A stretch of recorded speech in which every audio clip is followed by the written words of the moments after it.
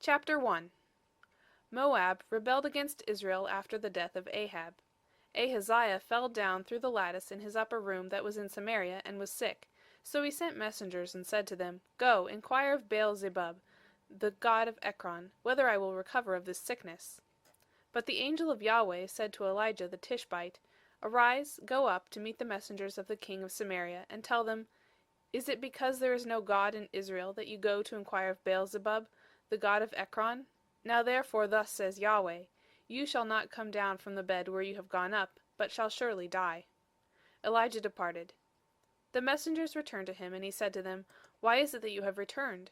They said to him, A man came up to meet us, and said to us, Go, return to the king who sent you, and tell him, Thus says Yahweh, Is it because there is no God in Israel that you send to inquire of Baal-zebub, the god of Ekron?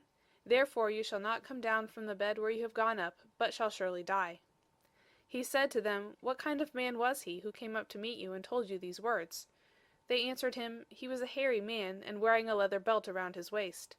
He said, It is Elijah the Tishbite. Then the king sent a captain of 50 with his 50 to him. He went up to him, and behold, he was sitting on the top of the hill. He said to him, Man of God, the king has said, Come down. Elijah answered to the captain of 50, If I am a man of God, let fire come down from the sky and consume you and your 50. Fire came down from the sky and consumed him and his 50.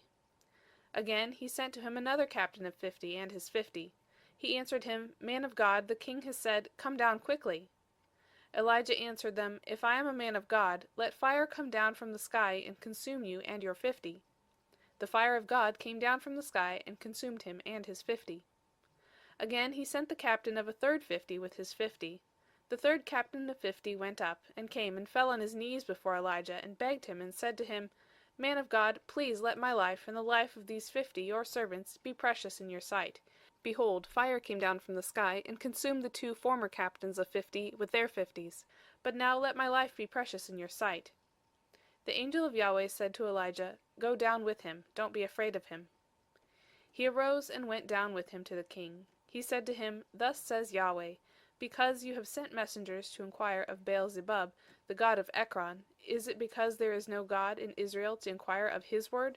Therefore you shall not come down from the bed where you have gone up, but shall surely die. So he died according to the word of Yahweh which Elijah had spoken.